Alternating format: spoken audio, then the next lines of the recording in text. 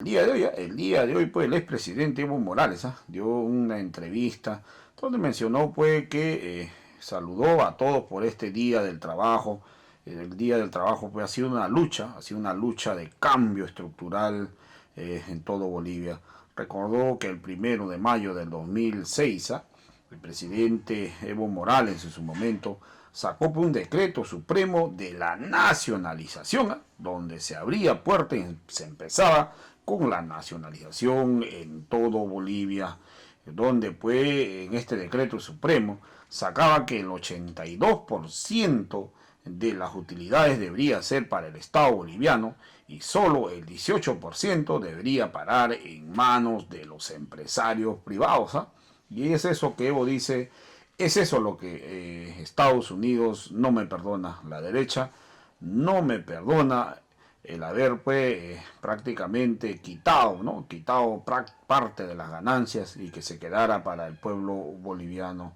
También Evo Morales mencionó, recordaba, pues, que en esas épocas cuando gobernaba, pues, la derecha, cuando ¿qué pasa? Que en Chimoré había una base militar de los Estados Unidos.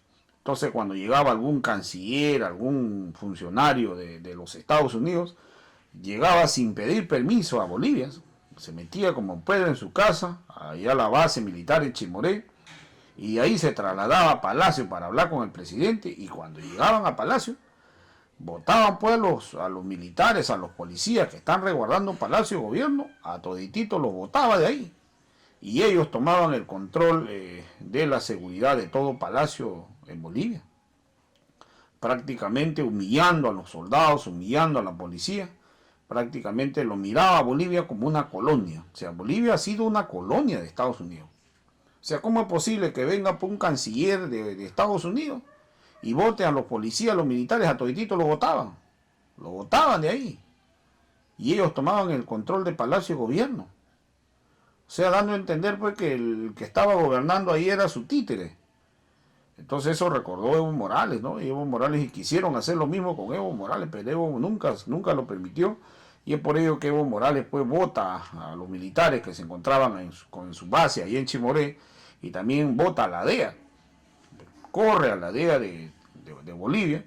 Entonces es de ahí que donde Estados Unidos, pues, hoy empieza el antiedismo, ¿no? La verdad que Evo Morales también mencionó que en muchas oportunidades Estados Unidos buscó de acabar con su vida. Entonces vamos a escuchar pasajes, pues, de las declaraciones que dio al respecto el expresidente Evo Morales. Amable audiencia, Sacho Coca y todos los medios de comunicación que entran en cadena.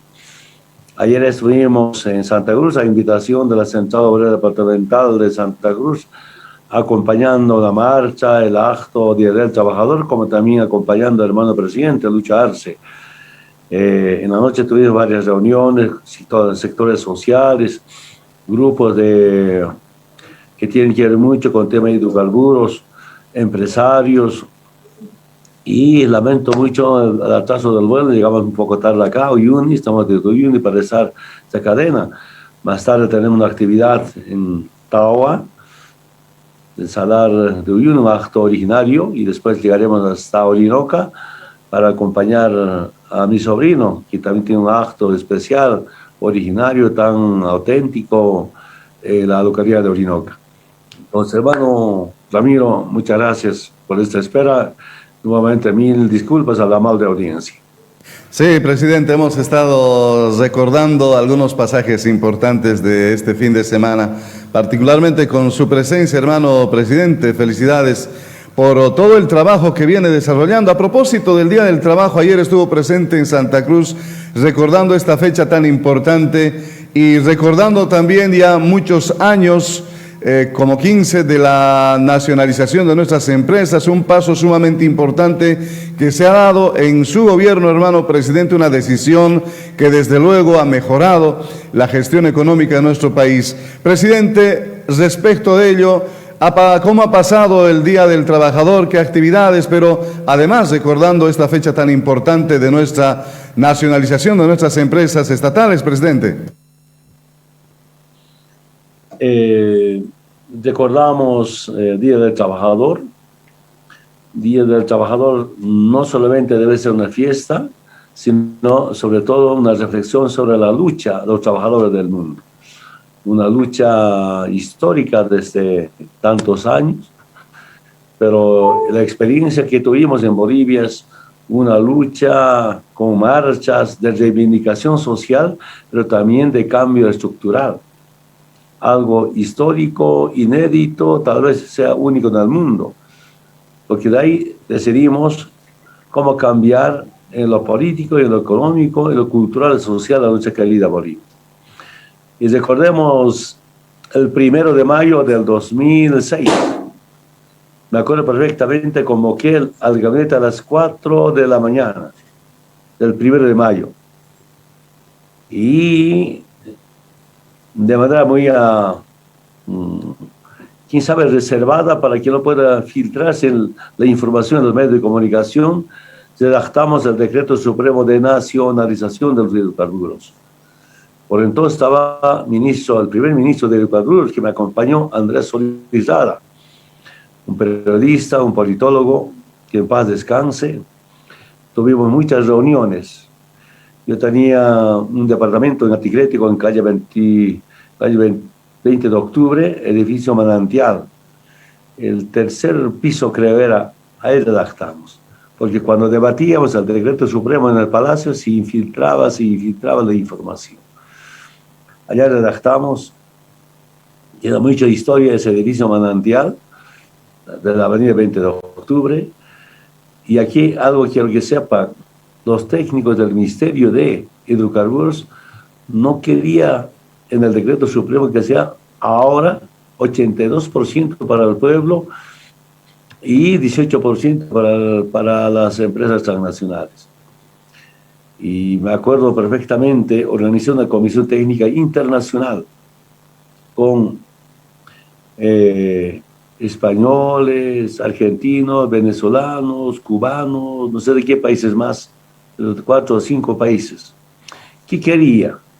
Quisiera que lo diga, con 18% las empresas extranjeras pueden recuperar su inversión y tener utilidades. Porque los técnicos del Ministerio de Hidrocarburos, de nuestro ministerio, por entonces, la cabeza de Andrés Solizada, máximo querían que sea 40, 60. Dice 60 para los bolivianos, 40 para las empresas. Después de que organicé esta comisión, después de 2 3 semanas me dice, presidente Evo, igual, si quieren, con 18% ahora, las empresas van a recuperar su inversión y van a tener utilidades. Cuando me informaron eso, sin la presencia de los técnicos del ministerio, decidimos, con Álvaro, redactar el Decreto Supremo. Y el 1 de mayo, a las 4 de la mañana, en el gabinete, convoqué, porque todo planificamos. Las Fuerzas Armadas, los comandantes de las Fuerzas Armadas acompañaron esta nacionalización. En la vicepresidencia, pues organizaron un plan operativo de la cabeza del general Arámbulo, que era de origen totoreño, cochabambino, la provincia de Carrasco. Y se ha instruido que preparen un operativo y a las 4 de la mañana informamos, no está en debate, es una decisión política, aquí queda nacionalizado. ¿Dónde informar? Ya también preparamos, las Fuerzas Armadas preparó un Hércules para volar hasta Yacuiba y irnos a un megacampo, ¿no?, en San Alberto.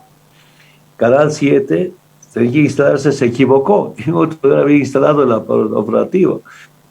La Federación Única de Campesinos del departamento de Tarija estaba a la cabeza del compañero Luis Alfaro, la única de Bartolina, no me acuerdo perfectamente, la Julia Ramos. Yo dije, véanse, vamos a hacer una fiesta, allá vamos a bailar.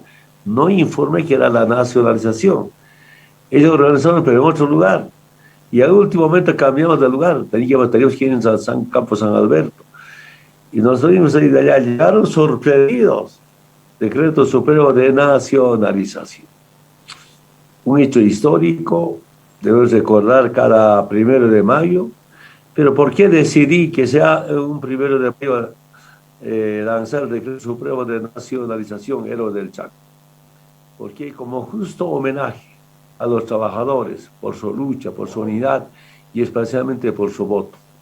Eso ha sido el motivo de decidir que el 1 de mayo se nacionalice los hidrocarburos. Pues solamente un dato importante. Casi en 20 años de neoliberalismo, ¿cuánto era la renta petrolera? 3.000 millones de dólares, estoy redondeando. Y el 22 de enero del 2019, después de la nacionalización, ¿cuánto ha sido la renta petrolera? 38.000 millones de dólares. Casi en 20 años, 3.000 millones de dólares.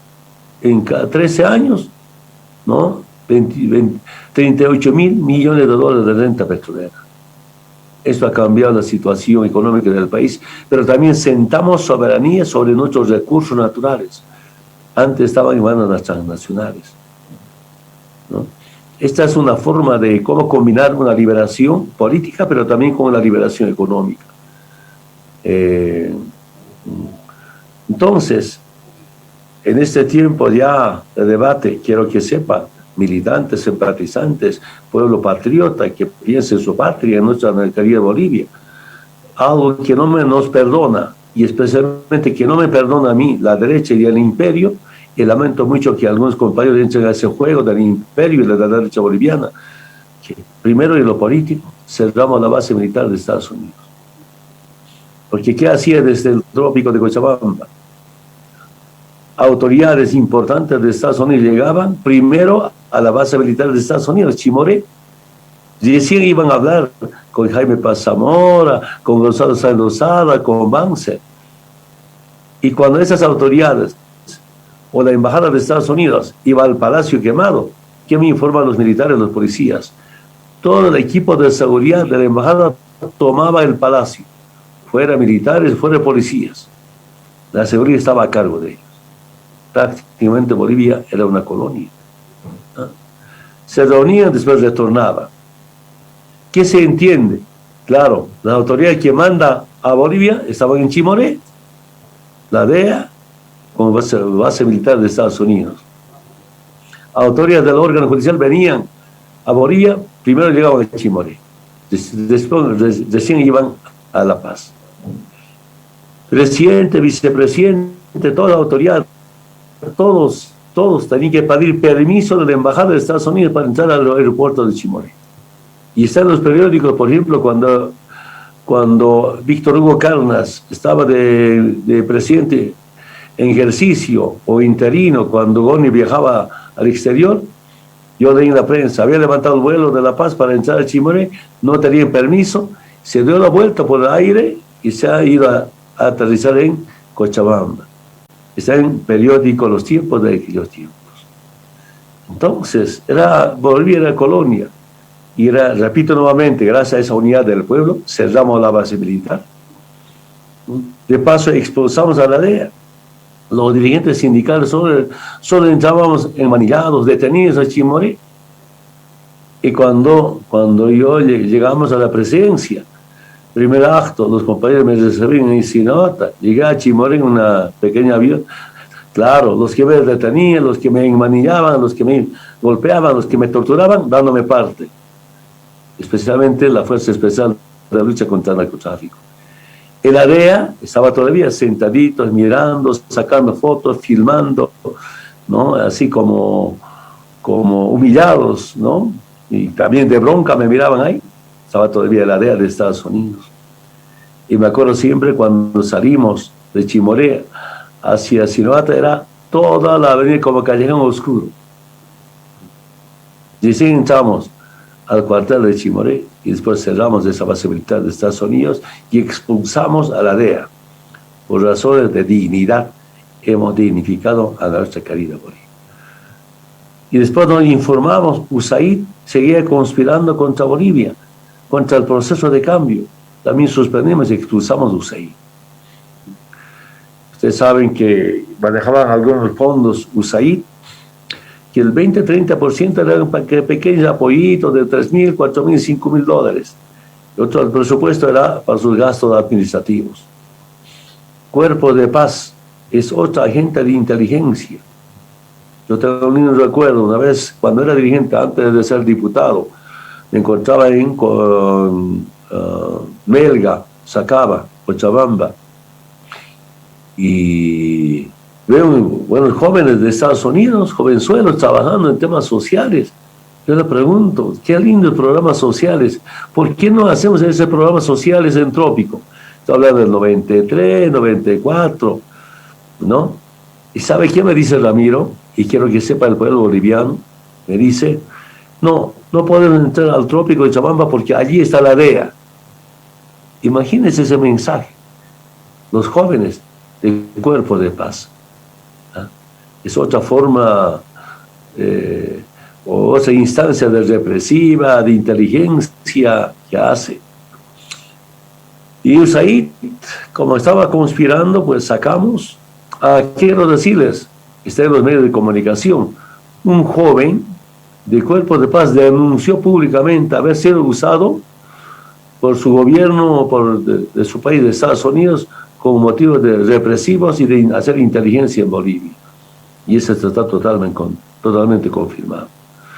Y en 2008, cuando el embajador de Estados Unidos estaba financiando a los opositores para el golpe de Estado, para el separatismo, para el revocatorio, pues nos informamos y ahí viene declarar persona no deseable el embajador de Estados Unidos. Repito nuevamente, por la dignidad y soberanía de nuestra querida Bolivia.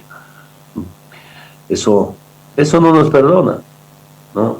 De ahí viene el anti-evismo de Estados Unidos, como la semana pasada explicaba, informaba por este medio de comunicación, dando información, lectura de cortes de periódicos y tantos.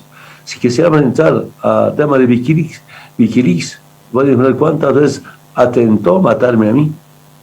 Otro día vamos a explicar